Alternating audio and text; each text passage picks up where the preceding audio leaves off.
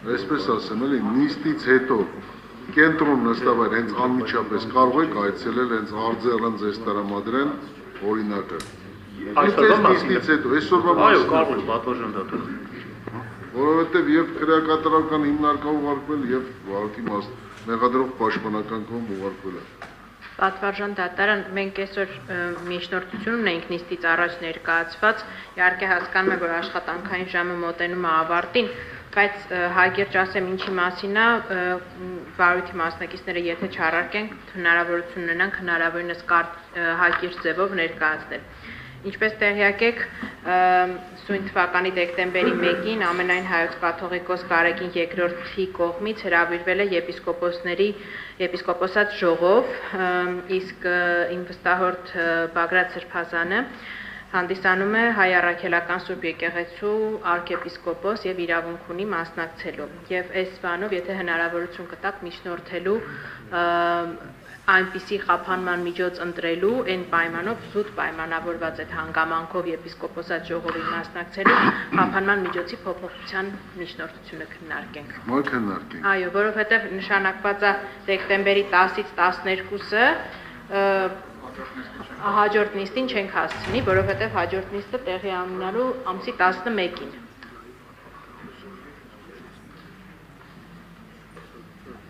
Բենզիա Մանթաշյան, հեռախոսը անջատեք, չի կարելի։ Չի կարելի։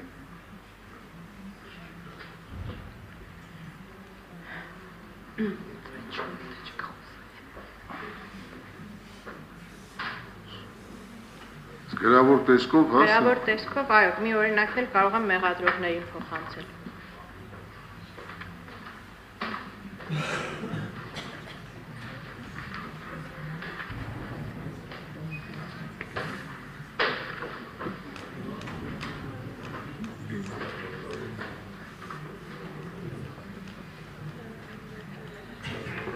Ապահովամիջոցը վերացնելու կամ փոփոխելու Կամ փոփոխելու այն դրամաբանությամբ էլի եմ ասում, քանի որ այստեղ նախորդիվ նշվել է, որ այդ տեսակետը, որ կարող է բոլորինը փոխվի, Բագրատ Սրբազանինը մնա նույնը, ես ասում եմ, էլի այն դրամաբանությամբ բաց ենք թող, այսինքն ցանկացած միջոց, որը դատարանի համար ընդունելի կլինի ապահովելու Բագրատ Սրբազանի մասնակցությունը եպիսկոպոսած ժողովին, նույնիսկ չգիտեմ, եթե քրեական դատավարության օրենսգրքի տրամաբանությամբ թույլ կտրվի վերադառնալ հետ կալանավայր ժողովին մասնակցելուց հետո, այդ բանով դրա համար ազատ ենք թողել պատճառաբան, այսինքն միջնորդագրի խնդրամասը, ասելով, որ փոխել կամ վերացնել եւ պայմանավորել ենք եւ մեր սահմանադրությամբ եւ Մարդու իրավունքների Եվրոպական կոնվենցիայի 9-րդ եւ 11-րդ հոդվածների մեկնաբանությամբ, այստեղ կուզեմ ընդամենը այն ինչ որ բերել եմ նախադեպային որոշումներից Եվրոպական դատարանի, ասել, որ ասում է ազատազրկման ընթացքում կալանավորները շարունակում են վայելել երաշխավորած բոլոր իրավունքներն ու ազատությունները եւ ազգային իշխանությունները պարտավոր են հարգել կալանավորների կրոնի ազատությունը ձեռնպահ մնալով կոնվենցիայի 9-րդ հոդվածով սահմանված իրավունքների իրականացմանը որևէ անհիմն միջամտությունից եւ անհրաժեշտության դեպքում ձեռնարկելով դրական գործողություններ այդ իրավունքների ազատ իրականացումը խթանելու համար հաշվի առնելով բանտային միջավայրի պահանջները։ Ես ուզում եմ դատարանի ուշադրությունը հրավիրել այն հանգամանքի վրա, որ Եվրոպական դատարանը այս դիրքորոշումը արտահայտել է դատապարտված անձի առնչությամբ, իսկ այս պարագայում մենք գործ ունենք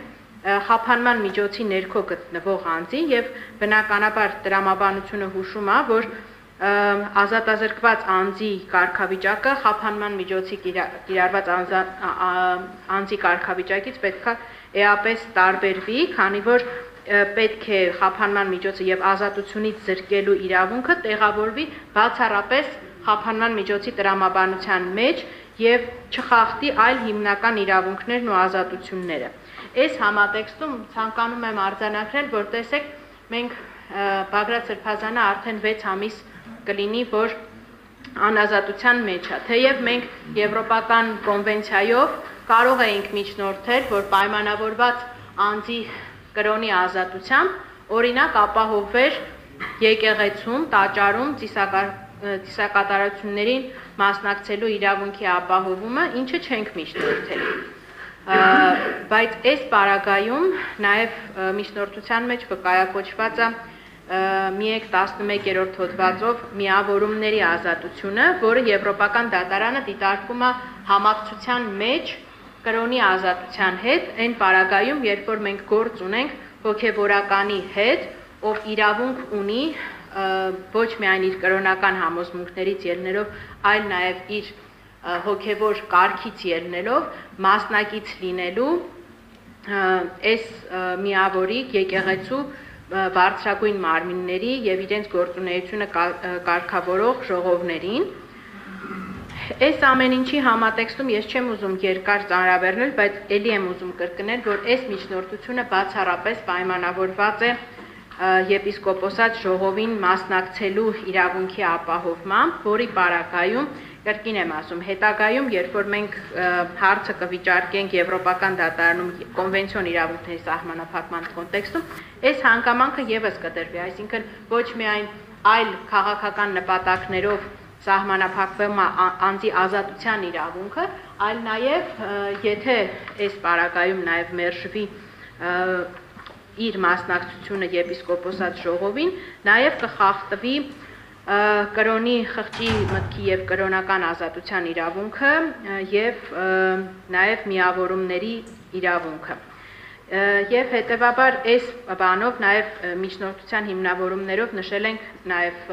օրենքի եւ դատարանի առջև հավասարության սկզբունքը, հաշվի առնելով, որ արդեն իսկ մի շարք մեղադրյալների խափանման միջոց փոխվել է եւ նույնական մեղադրանքի առկայության պայմաններում Բագրատ Սրբազանը շարունակում է մնալ կալանքի տակ,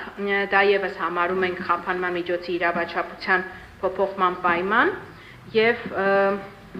այս ամեն ինչի համատեքստում գտնում ենք, որ անհրաժեշտություն է առաջանում, քանի որ այլևս արդարացի հակակշռում չի ապահովում խափանման միջոցի հետապնդած նպատակների եւ այն իրավունքների միջև, որոնք սահմանափակվում են վստահորդիս նկատմամբ, այսինքն այս շրջանակը արդեն ընդլայնվում է այս անհրաժեշտությամբ պայմանավորված ոչ միայն անձնական ազատությունն է, այլ նաեւ հավաք միավորումներին մաս կազմելու եւ կրոնական ազատության։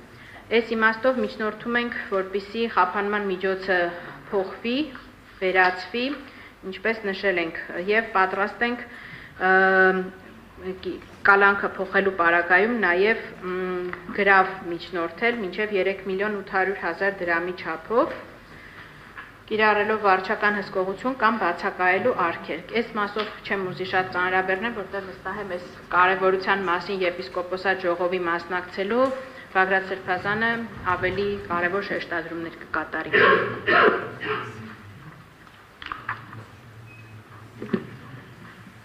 Պատվարժան դատարան, բնականաբար կիրառված խափանման միջոցի պայմաններում պիտի քննարկենք որոշակի իրողությունների փոփոխման, նոր հանգամանքների վերաբերյալ, որպես այդպիսի փաստական հանգամանք նշվեց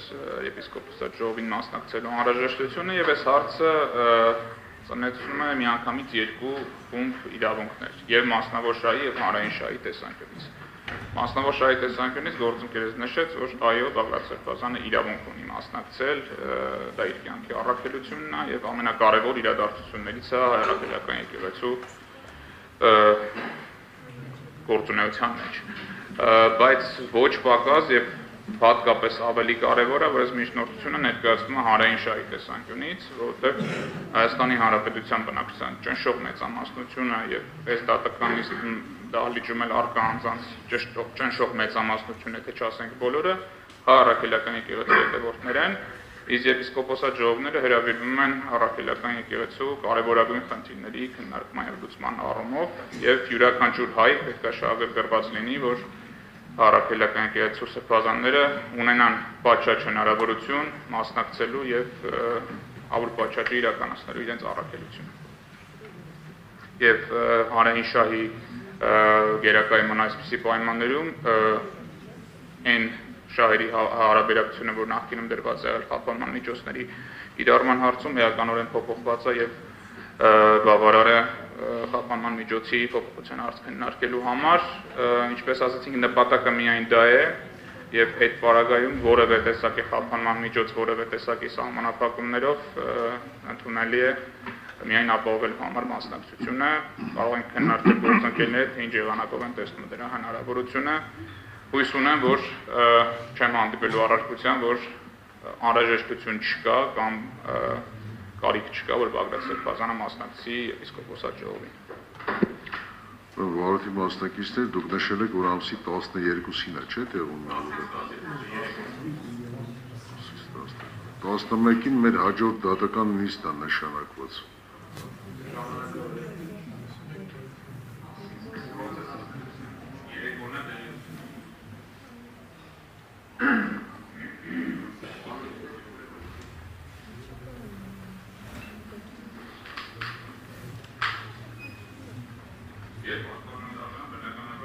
Նիստի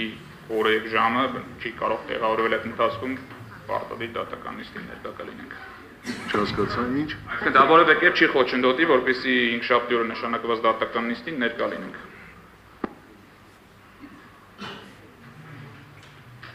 Դատանի համար մի փոքր անհասկանալի է, դուք ասում եք թույլատրեք, որպեսզի մասնակցի այդ ժողովին վերադառնա, թե խափան միջոց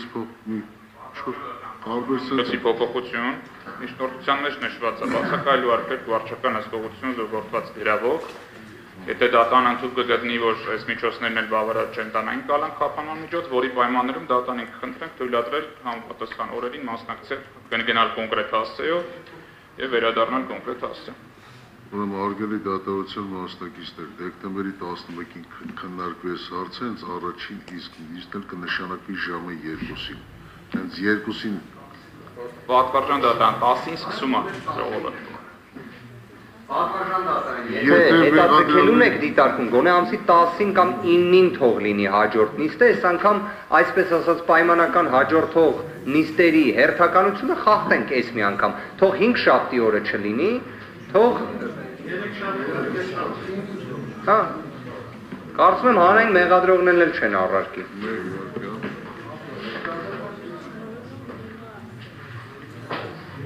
Նամանավանդ, որ հոգևորականի մասին է խոսքել է։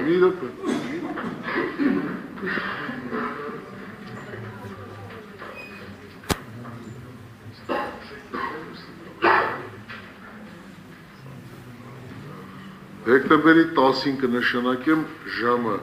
հարմար է 10-ը։ 10-ին է սկսում, ես չեմ ասում։ Ամսի 10-ին առավոտյան սկսում է։ Մեղադրողները ինչ ունեն այս կապակցությամբ հայտնելու, որովհետև ես մեկ գնամ 9-ին երբ է։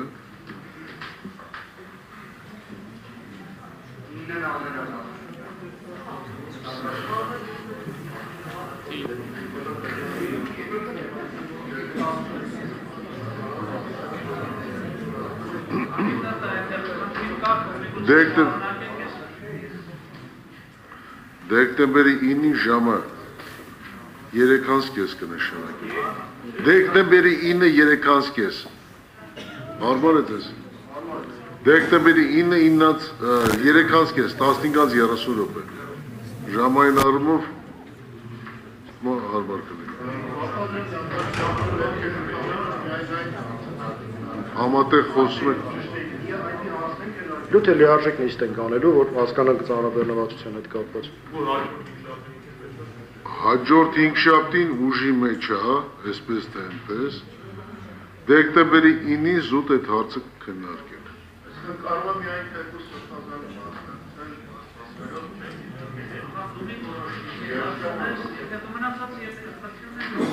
Վարորդի մասնակիցներ նորից եմ կրկնում, դեկտեմբերի 9-ին Հիմա պաշտպաններով իրար հետ եք փիչելով։ Դեկտեմբերի 9-ին ժամը 15:30 սույն միջնորդության քննությունն է կատարվելու։ Իսկ 11-ին ժամը 2-ին հաջորդ դատական նիստն է լինելու սույն քննական։ Թույլ կտակ Սրբազան հայր։ Պատվարժան դատարան, իսկ քաղաքականությամբ զբաղվելու արգելք չկա, ճիշտ է։ Քաղաքականությամբ